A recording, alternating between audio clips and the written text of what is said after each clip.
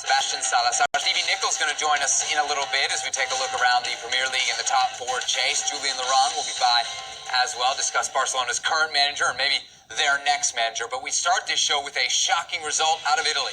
Juventus had the chance Thursday to clinch their 9th straight Scudetto. Instead, a shocking loss, 2-1 against Udinese. Huge 3 points for Udinese and their salvation effort. But Juventus will have to hold off on their Serie A title celebrations at least a little while longer. For more, we're joined by Gab Marcotti and Stuart Robson. Ravo, it's not something we're accustomed to saying. Juventus flat out collapsed in this match. What happened? Well, it's happened in the last few weeks where they've been ahead in games. They haven't really, at times, deserved to be ahead. They didn't play particularly well in the first half. De Ligt scored the goal. But when Udinese started switching play out to the left-hand side and getting crosses into the box, the midfield players were bypassed far too easily. The centre-halves didn't look as though they were going to deal with crosses coming into the box. And Juventus at the moment aren't a good defensive team. I'm not sure they're great in attack either, but at the moment they're not a good defensive side. And the team selection of Sarri in midfield meant that they were easily bypassed. Ramsey didn't do well enough. Bernardeschi out on the right-hand side didn't do well enough. He changed his shape to a 4-4-1-1, but it didn't really work for him, and he changed to a 4-3-3 later on. Yeah, Bravo mentions it. We saw Ramsey, we saw Rabiot. This was far from first-choice Juve, yeah? No, this is basically it. I mean, look, Bonucci's suspended. Yeah, okay, fine. Chiellini's been hurt a long time, but you know, Rabiot's been a starter. I think he's the midfield has been all season. Rabiot, Pjanic, Matuidi. Now you can put Bentancur obviously in there, but nobody's going to bring up absences as an excuse here. You're playing Udinese, a team that have nothing to play for, a team that are without their starting center forward. You take the lead and you throw it away. I think the reality is, this isn't, you said before, this is not something we're not used to seeing from Juve. This isn't Allegri's Juve or Conte's Juve. This is a Juve team that do not enjoy and are not comfortable playing with the lead and absorbing pressure. And when they're put in those situations, they get bullied, they get knocked around. You saw Ken Sema and Fofana basically road grading that Juve midfield. And this is a very, very different situation. And, Sarri afterwards said, well, it looked like, we got a few things wrong. We lost our shape. We made some errors. We lost order. We lost discipline. After the fact, that's all clear. But obviously now, you wasted one of your 3 match points. Bravo, as you look at it, what's the biggest concern facing this Juventus side? I think a lack of fluency. I still can't see what Sarri is trying to do with the team. He might be trying to do the thing with the team that he wants them to do, but the players aren't taking it on board. There's not really a focal point up front. Dybala's been excellent, but it's from a much deeper position. Ronaldo, at times, makes his run from outside to in and does a good job. He obviously scores goals, scores lots of penalties as well. They're not quite sure. Douglas Costa or Bernardeschi on the right-hand side. He changed the shape. As he changed the shape, that's when Udinese got their equaliser. He'd gone from a 4-4-1-1, changed it to 4-3-3. They were still sorting it out as Sema got wide and got that cross into the box. Alexandro's not defending as well as he possibly could. There's so many things that are wrong with Juventus at the moment, yet they're still going to go and win the title. Yeah, when Sarri came to Juventus, we heard the word fit a lot. After a season, that's not done yet, how do you think that fit has worked out, and has he earned enough to get a year 2 of trying to make it fit even better? Well, we said it was obvious from the start that he is not a natural fit at Juventus. He only makes sense at Juve if Juve are prepared to go and build a team that has the sort of players that Sarri wants and needs and are prepared to give him the time to do that. The problem is that's not going to happen because you've invested in a team to win here and now. You're not invested in a rebuilding project, which is why you can make nearly a quarter of your wage bill to Cristiano Ronaldo. So that is the big disconnect that Juve have been dealing with all season. It's not a well put together team for what Sarri needs, and Sarri probably isn't the right man at the right time. All that said, I mean, it would have to be something really pretty dramatic, I think, for him to lose his job. Either really limping to the end in Serie A or not winning the title and then getting humiliated in the Champions League. Circumstances like that might, and I say might, lead the club to say, you know what, Cristiano's unhappy. If he is unhappy, let's roll the dice and let's reload and try to win now with somebody pragmatic rather than going off on the Sarri tangent, and we'll revisit the issue of a Sarri type manager later on. But as I said, we're not at that stage yet. Bravo, if it does come down to the Champions League, how do you fancy Juventus' chances in the competition? I think they'll have enough to beat Lyon, because we don't know what Lyon have been. They've been playing some friendly games, but nothing competitive, so they should beat Lyon. But then when they come up against Man City, it's probably going to be Man City, maybe Real Madrid, but I'm sure it's going to be Man City. I don't think they're good enough over two legs to cause Man City a problem. I think Man City would win that tie quite comfortably, even though Man City have lost games in the Premier League quite cheaply at times. So I don't think Juventus are going to go any further than the next round. Gab, my next question, I'm going to cringe even a little bit just asking it. Because at no point would you ever assume that there was a team with Cristiano Ronaldo on it where he wasn't the best attacking player. But when you look at Juventus, and certainly what Paulo Dybala has done in the last month more, is he now their best attacking player? I think he's arguably their most important attacking player, because he allows Cristiano to play where Cristiano wants to play. One of the things that we've seen is when Cristiano's had to play through the middle, or when they've tried different combinations, it hasn't worked out. One of the great things that Sarri's done this season, and it's a credit to Sarri and it's a credit to Dybala, is he brought back, he took Dybala back to the level that he was at 2 years ago. He turned him into a world-class player again. I'm not going to open the can of worms and argue who's better, him or Cristiano. But I think what's obvious is Dybala makes Cristiano better, and Cristiano can't carry the team on his own. He needs a Dybala with him for the Juve attack to work, because otherwise you saw Higuain's not contributing anything. Douglas Costa's a guy who does the same three tricks over and over again and plays by himself. Bernardeschi comes and goes. This is Juve's attack right now. So it's those two. It's Dybala and it's Cristiano. Robert, real quick on Cristiano, he hits that 30-goal league plateau. Yet again, he's 35 years old. The stars seem to be aligning a knockout tournament in Portugal at what feels like the end of his prime. Can you imagine it in Champions League?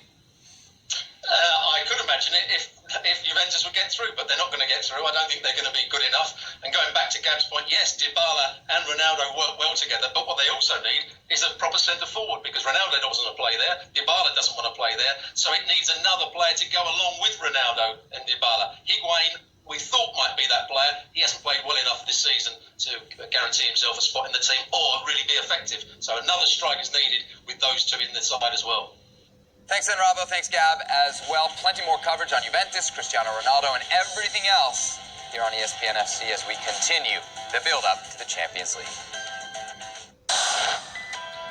Any paper can have its best 11, but only Marca can have its 11 decepción. It's all disappointing 11, if you will, and no surprise, Antoine Griezmann makes the team. We say that in air quotations. Making the show now, Julian Laurent. Jules, look, we know the Spanish media can be harsh, and has certainly been harsh on Griezmann. Can you defend him here in his inclusion in the 11 decepción? Of course I will defend him. Listen, of course he hasn't reached the height that he was before Atletico Madrid, but let's not forget this is a completely different team that plays in a very, very different way. It's already a dysfunctional team, not just with Griezmann, but with pretty much everybody else. This Barca team, apart from Messi, the rest, everybody pretty much has been disappointing. And I think it's really harsh to put Griezmann in there. He's been playing out of position for most of the campaign, sometimes on the right, sometimes on the left. It's only really when at some point he played two up front with Suarez, with Messi as a number 10 in a free role behind against Villarreal away after the restart that we saw at best what he could do in that position, and he was brilliant in that game. He scored a lovely goal. His link-up play with Suarez and Messi was great. So if you judge him on that game and the few games that he played in his real position, then it's a far more positive image really than if you look at him playing out wide, which is clearly not his position at all. He hasn't played there since he was a teenager almost. So if you judge him on that, I think it's really harsh. I see why people were disappointing, and I think I was disappointed. I think Griezmann himself was disappointed that things haven't worked out better for him this season at Barcelona. But to put him in the worst 11 of the season, or the most disappointing 11 of the season, I think is a bit harsh. Jules, we got 2 weeks until the Champions League. Let's focus in on Quique at the end. Where does his future stand? We've heard seemingly every name linked to this job, both in a permanent and even interim basis. Laurent Blanc, the latest, Patrick Kluivert even as well. Where do we stand? I think Setien would be there for the Champions League, well, the second leg against Napoli for sure in the last 16. If they make it to the quarterfinals, he will still be there. He has another year left on his contract. We saw Bartomeu saying that he would be there next season as well. I think there's probably a case there. Everybody's waiting for the election in a year time, and we know that if Victor Font wins those elections, Xavi will become the manager and will come with him. What happens if Victor Font doesn't win the election and the Bartomeu candidate wins it? What happens then to the Xavi idea and all of that? I guess we'll cross that bridge when it comes. But Setien could definitely be there again next season as a bridge gap, as a gap year if you want, and to prepare for Xavi's arrival and the change at the club. I think that's plausible. Also, they could sack him after the Champions League, especially if they don't win it, and that looks like unlikely that they can go all the way now. And then replace him with someone who will only stay a year. I think Laurent Blanc would agree to just 1 year. I believe the story that we saw in L'Equipe in France, that Laurent Blanc was one of the candidates, that Eric Abidal was thinking about him for the job, are not true. Yes, he played at the club, and yes, he's a manager who is looking for a club. I just don't think Laurent Blanc would be a good idea for Barcelona right now. Patrick Kluivert, similar idea for me. He's not really ready to be a manager at Barcelona right now. Could you go and get Ronald Koeman? He said he wanted to do the Euros with Holland, and now the Euros is in a year. You don't see him quitting his job for Holland now, a year before the Euros. So I think they might keep Setien more by default than anything else, really. All right, Jules, let's turn our attention from Barcelona to PSG. They've got their cup final on Friday against Saint-Etienne. Thiago Silva, specifically, he's going to be around for the Champions League, but he's not quite happy. Why? That's right, he's not happy because really he wanted to stay at the club. He was really hoping all season long that Leonardo, the sporting director, will offer him a proper extension, not just a 2-month extension like he got in the end, to be able to play in the Champions League and to play the 2 Cup final, but to have at least a year, maybe 2 even, to stay at the club. He's been there 8 years. He's 35 now, so obviously closer to the end of his career than to the beginning, but he really felt and really believed that he had enough in him still to be able to compete and play for that team. He had a great season this year, really, and he's been maybe PSG's best defender in the history of the club. Yes, sometimes, and especially in big Champions League games like the remontada against Barcelona, he hadn't really led the team like he should have as a captain, as a centre-back, but overall he'd been magnificent for most of those 8 years, and I think he felt disappointed that maybe the club, and Leonardo especially, didn't recognise everything that he'd done for the club, and maybe could have given him that 1 year extension or 2 years extension, and I think in the end he would play all the 2 Cup finals, the one on Friday and the following one the weekend after, and the Champions League, with 100% commitment and passion and love for the club. But I think he really would have loved to stay a bit longer at the club.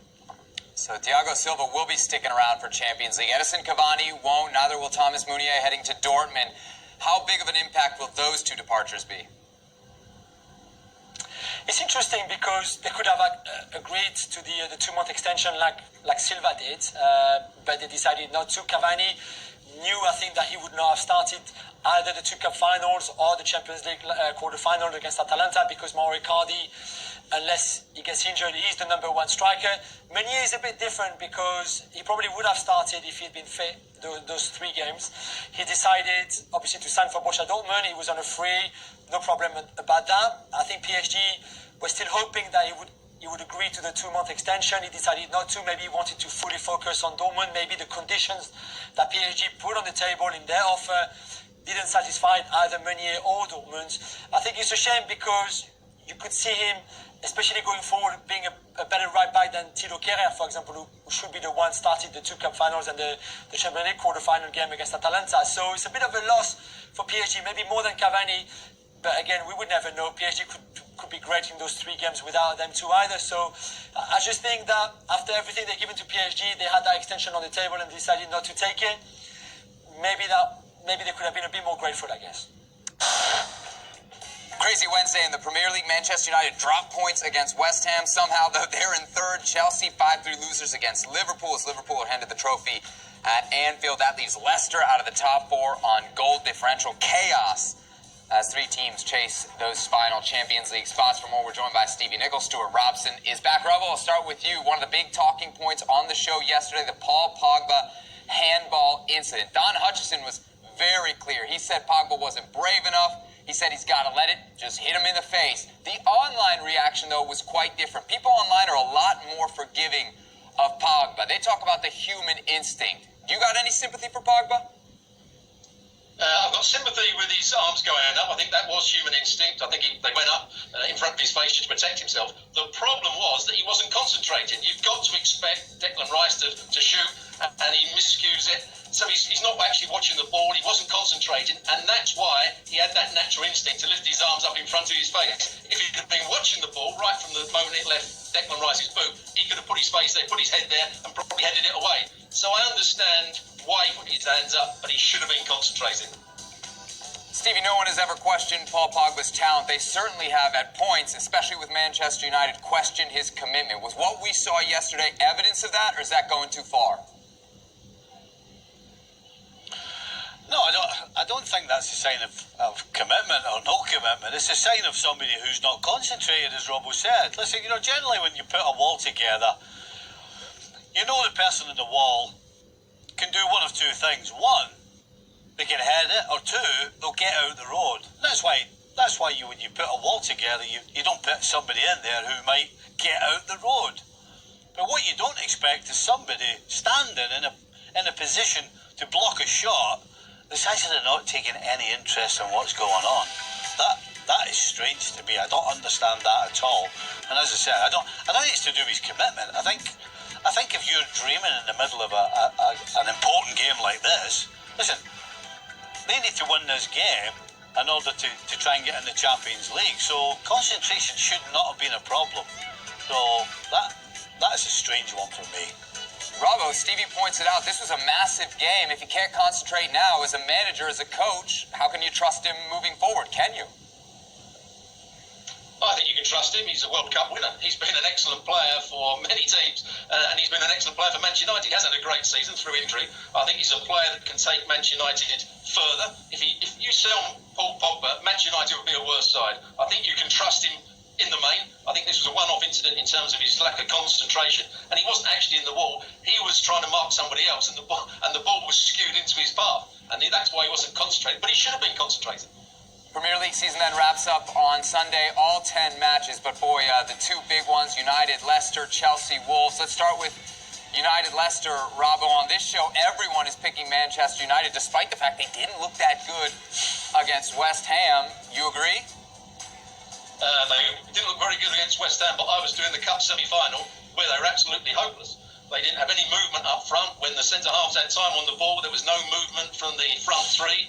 They didn't defend particularly well. They looked sluggish. I thought that was the case against Southampton and a little bit against Crystal Palace in the first half, and to a certain degree against West Ham. So they need to up their game. I think Leicester have got every possibility of getting a result here. Stevie, that's quite different than what you said on the show yesterday. You see this as United through and through, right? I don't get it, and I'm going to boil it down. Other than the stuff I said yesterday, I'll boil it down to one huge reason. If Leicester get anything from this game, it's coming from Vardy. Manchester United have Rashford, Greenwood, Martial, Pogba, Fernandes. They've got so many more game winners and players that are capable, regardless of overall performance, of doing something from nothing. So Leicester have got Vardy, and Man United have got 5 other stars that they can actually hang their hat on. So there's another reason why Man United win this game. Chelsea and Wolves, the other match to keep an eye on as far as Champions League spots are concerned. Stuart, what do we make of this Chelsea team after they give up 5 goals against Liverpool? What kind of confidence do you have that they can go to Wolves and get a result? All they need is the draw. I think they will get a result. I think the actual Liverpool game will give them a bit of confidence in terms of the way they attacked, the way that when they brought on Pulisic, they looked a totally different team. But going back to Stevie's point, Chelsea beat Manchester United with Giroud up front, and he can hardly move, and he caused them problems. Vardy can cause them even more problems. But that's one of the problems with Chelsea. Is Giroud going to play well, or is he going to be that target man that never wins the ball in the air? Are they going to play Tammy Abraham, who can run in behind? It's all about the players in behind that main strike, and if they perform well, I think they'll beat Wolves. Stevie, it's a huge match for Wolves as they chase Europa, trying to keep Spurs out. You think it'll be easy for Chelsea? Easy? Oh, It'll be anything but easy. I'll tell you something. There is absolutely no doubt the one thing that will be on Frank Lampard's mind is how do we stop the opposition from scoring? Because as far as going forward is concerned, they've got talent. But as good as they are going forward, as bad as they are backwards. So that's the only thing that Frank has to actually sort out for me. Yes, they can go forward, and yes, they can create and score goals. But they give far too many chances and far too many goals away on the other side. And so when you're playing against a team like Wolves, you've got to be panicking. Because Wolves like to get at you. And they can get at you with pace. So, listen, Frank's decisions about attacking are pretty straightforward and easy. He's got loads of choices. As far as defending's concerned, he's got a lot of choices, but none of them are good choices. Bravo, since you mentioned him, Christian Pulisic on yesterday's show, Stevie said he was Chelsea's best player by a country mile. You agree? Absolutely. He was excellent when he came on. He ran past people with the ball. He made good decisions when he was running with the ball as well. He played little 1-2s. But just going back to Stevie's point there about Chelsea not defending, I go back to my old favourite, Jorginho, when he made that challenge in the second half against Liverpool. When you're playing against a counter-attacking team like Wolves, Jorginho's not the player you want as the holding midfield player. And that's a major loss for them. Kante probably not going to be fit. Stevie, I heard that disapproving groan when Jorginho was mentioned. Oh, no, I wasn't disagreeing with Robbo. I was just thinking of the challenge. It was like, honest to goodness, he was never even getting there. And then he just... What a professional. You're never getting there, you just throw yourself in anyway. I mean, it was a horrendous challenge. And again, it just backs my point up. You know, Frank's choices as far as defending in the middle of the park are limited. And when you've got to play Jorginho, then that tells you that you're limited. So, hey, Frank, good luck sorting out this middle of the park and your back line against Wolves. All the best. Stevie, you mentioned it yesterday on the show. We were talking about Christian Pulisic. You obviously have high praise for him. I wonder how you can explain what's happened to this player since the restart. I think like all good players, they don't like it when they're not picked. I can't think of anything worse when you're sat there and you think you should be playing and then you're not picked and then you're sat on the bench. And then all you hear is, oh, go and warm up, and you're like, oh, go and warm up. So that clearly has been a motivation for him to say, right, I've got talent, I'm going to show Frank or anybody else that wants to see it. And that's just been a good player, been a good pro, and it tells you a lot about the kid that he can get through that and produce what he's producing now. Thank you, Stevie. Plenty more from the boys over on today's edition of ESPN FC's Extra Time. You can find it on our YouTube channel where we take your questions.